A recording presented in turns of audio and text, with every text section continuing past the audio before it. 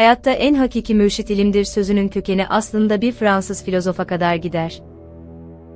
Cumhuriyetin okullarında, kütüphanelerinde ve zihinlerinde bir mühür gibi kazılı duran bu cümle, sadece bir liderin o anki vecizesi değil, asırlık bir felsefi arayışın Anadolu topraklarındaki en net ve en keskin tezahürüydü. Ankara'nın o mütevazı kütüphanesinde, loş bir ışık altında incelenen kalın felsefe kitapları, çöken bir imparatorluğun ardından kurulacak yeni dünyanın zihinsel haritasını çıkarıyordu.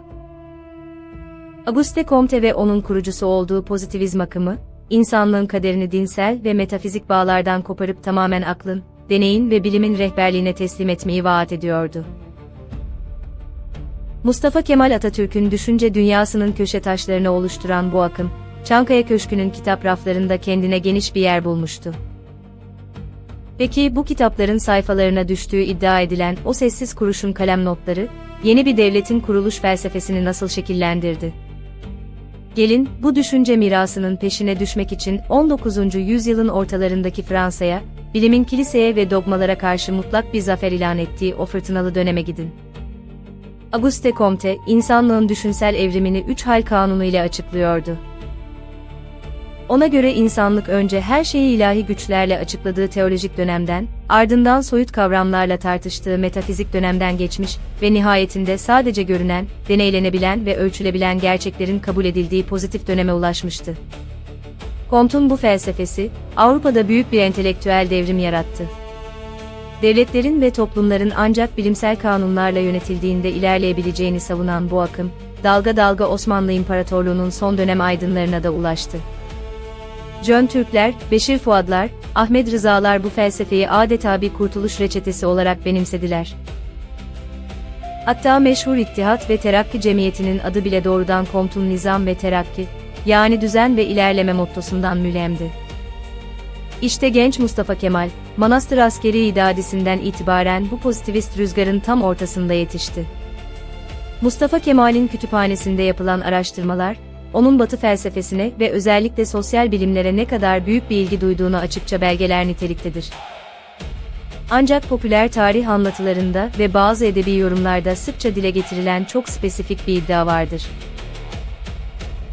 Rivayete göre, Atatürk'ün doğrudan Auguste Comte'un eserlerini okurken sayfa kenarlarına akıl ve bilimin mutlak rehberliğine dair onaylayıcı veya mukayeseli notlar düştüğü anlatılır. Kaynakların bir kısmında aktarılan bu çarpıcı detay, kurucu liderin zihin dünyasını somutlaştırmak için oldukça cazip bir argüman sunar. Ancak bu noktada tarihsel bir çekinceyi ve akademik ihtiyatı izleyicimizle paylaşmak zorundayız. Atatürk'ün pozitivizmden ve dönem aydınlarından etkilendiği tarihsel olarak kesin bir belge olsa da, doğrudan Auguste Comte'un orijinal metinleri üzerine bizzat kendi eliyle kurşun kalemle bu spesifik notları düştüğüne dair iddia, günümüzde birincil elden arşiv belgeleriyle tam anlamıyla kanıtlanabilmiş değildir. Yaygın bir tarihsel rivayet olarak kabul edilmektedir. Dolayısıyla bu durumu kesin bir bilgi gibi sunmak yerine, dönemin entelektüel ikliminin bir yansıması olarak değerlendirmek çok daha sağlıklı bir yaklaşım olacaktır. Bu felsefi arka planın yeni kurulan cumhuriyetin kodlarına nasıl işlendiğini anlamak, bizi tarihin en can alıcı dönüş noktasına götürür. Mustafa Kemal, pozitivizmin Osmanlı aydınları tarafından sadece teorik bir tartışma malzemesi yapılmasını yetersiz buluyordu. Onun farkı, bu felsefeyi bir devletin varoluş stratejisi haline getirmesiydi. 1923 yılında savaş meydanlarından yeni çıkmış, fabrikası olmayan, okuma yazma oranı trajik seviyelerde seyreden bir ülkede, en büyük savaşın cehalete karşı verilmesi gerektiğini ilan etti. Pozitivizmin akıl ve bilim rehberdir ilkesi, yeni devletin kurumsal mimarisinde kendine hemen yer buldu. Bu dönüşüm sadece bir yönetim biçimi değişikliği değildi, toplumun yüzyıllardır süregelen zihniyet kalıplarını kırma hamlesiydi. Şeriat mahkemelerinin kapatılması, medreselerin lağvedilmesi ve eğitimin tamamen laik ve bilimsel bir temele oturtulması, pozitivist felsefenin hayata geçirilmiş en somut adımlarıydı. Devlet artık meşruiyetini dogmalardan veya kutsal metinlerden değil, rasyonel kararlardan, istatistiklerden ve bilimin verilerinden alacaktı. İşte tam bu noktada, Cumhuriyet ideolojisinin pozitivizmle kurduğu o harika dengeyi ve en güçlü anı incelemek gerekir. Mustafa Kemal, Auguste Comte'un fikirlerinden etkilenmişti ancak onun katı ve dogmatikleşen bazı yönlerini tamamen ayıklamıştı. Bilindiği üzere Comte, ömrünün son dönemlerinde pozitivizmi bir tür toplumsal dine dönüştürmeye çalışmış, insanlık dini adını verdiği rütbeleri, ayinleri olan yapay bir sistem kurgulamıştı. Cumhuriyetin kurucu kadrosu ise, bu nevi dogmatik yaklaşımları tamamen reddetti. Onlar pozitivizmin sadece metodolojisini, yani bilimsel yöntemi, rasyonalizmi ve ampirizmi aldılar. Atatürk'ün hayata en hakiki mürşit ilimdir derken kastettiği şey, bilimi de yeni bir tabu haline getirmek değil, sürekli değişen ve gelişen dünyanın şartlarına ayak uydurabilecek dinamik bir akılcılıktı. Nitekim kendisi, gelecekte bilimin verileriyle kendi sözleri çelişirse, bilimin seçilmesi gerektiğini söyleyerek pozitivizmin dahi ötesine geçen, dogmalardan tamamen arınmış bir entelektüel ufka sahip olduğunu kanıtlamıştı. Bu felsefi duruşun en somut ve tarihi uygulamalarından biri, hiç şüphe yok ki 1933 yılında gerçekleştirilen üniversite reformuydu. Eski İstanbul Darülfünunu, dönemin dünyasındaki bilimsel gelişmelere ayak uyduramıyor, yeni cumhuriyetin rasyonel hamlelerine entelektüel bir zemin hazırlamakta yetersiz kalıyordu. Atatürk'ün talimatıyla davet edilen İsviçreli Profesör Albert Malch'ın raporu doğrultusunda, üniversite yapısı kökten değiştirildi. Nazi Almanyası'ndan kaçan dünyaca ünlü bilim insanları, profesörler, doktorlar Ankara ve İstanbul'daki yeni kürsülere getirildi. Bu hamle, tam anlamıyla pozitivist bir laboratuvarın inşasıydı. Laboratuvarlar açıldı, enstitüler kuruldu ve Türk gençliğine dogmaların değil, pozitif bilimlerin kapısı sonuna kadar aralandı. Anlatılır ki, o günlerde Cumhurbaşkanlığı bütçesinden en büyük paylar yurt dışına gönderilecek yetenekli öğrencilere ayrılıyordu. Amaç, ülkeyi hurafe ve batıl inançların kıskacından kurtararak rasyonel kararlar alabilen mühendislerin, doktorların ve hukukçuların omuzlarında yükseltmekti. Auguste Comte'un düzen ve ilerleme ilkesi, Kemalizmin halkçılık ve inkılapçılık ilkelerinde de derin izler bıraktı.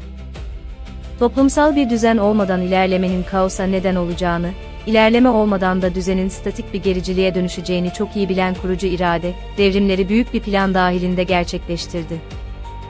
Hukuktan alfabeye, kılık kıyafetten ölçü birimlerine kadar yapılan her reform, toplumu pozitif çağın bir parçası yapma gayretiydi. Kaynaklarda aktarıldığı üzere, o dönemde mecliste yapılan tartışmalarda her bir kanunun gerekçesi rasyonel fayda ve bilimsel zorunluluk üzerinden açıklanıyordu. Göklerden geldiği varsayılan dogmaların yerini, tamamen yeryüzünün, ekonominin ve sosyolojinin gerçekleri almıştı. Bir kitap sayfasının kenarında başladığı rivayet edilen o entelektüel arayış, Anadolu'nun ortasında fabrikalar, demiryolları, üniversiteler ve modern şehirler olarak somut bir gerçekliğe bürünmüştü. Bugün geriye dönüp baktığımızda, Auguste Comte'un ve pozitivizmin Batı dünyasında yarattığı o zihinsel sarsıntının, Türkiye Cumhuriyeti'nin kurucu felsefesinde ne kadar hayati bir rol oynadığını daha net görebiliyoruz. Mustafa Kemal Atatürk, dönemin aydınlarının sadece tartıştığı bir felsefeyi, bir devletin can damarı haline getirerek dünyada eşine az rastlanır bir modernleşme başarısına imza attı. Kitap sayfalarının kenarlarına düştüğü iddia edilen o şerhler, dogmaların karanlığına karşı akıl ve bilimin meşalesini yakan bir liderin entelektüel ayak izleridir. Cumhuriyetimiz, köklerini gökyüzündeki soyut tartışmalara değil, yeryüzündeki pozitif bilimin sarsılmaz zeminine dayandırdığı için bugün hala çağdaş dünyanın onurlu bir parçası olarak ayakta durmaktadır. Peki sizce günümüz dünyasında akıl ve bilimin rehberliği, karşı karşıya kaldığımız modern krizleri çözmede hala en güvenli sığınağımız mı? Pozitivizmin düzen ve ilerleme ilkesi, bugünün toplumlarında nasıl bir karşılık buluyor? Düşüncelerinizi, yorumlarınızı ve analizlerinizi aşağıda bizimle paylaşmayı, videomuzu beğenerek kanalımıza abone olmayı unutmayın. 1. sayfa kenarındaki notlar serimizin bu akılcı ve felsefi bölümünde, bir devletin temellerine kazınan bilimsel mirasın izini sürdük. Serimizin bir sonraki bölümünde, yine bu büyüleyici kütüphanenin rafları arasında gezineceğiz ve bu kez, Türk düşünce tarihinin en özgün ve en keskin kalemlerinden birine, Prens Sabahattin'in ademi merkeziyetçilik ve bireysel girişimcilik üzerine yazdığı o sarsıcı fikirlere, yeni kurulan devletin ekonomi ve yönetim politikalarının şekillenirken, o sayfaların kenarına hangi kritik şerhlerin düşüldüğüne bakacağız. Bir sonraki bölümde, tarihin o az bilinen felsefi satır aralarında buluşmak üzere, merakla kalın, hoşça kalın.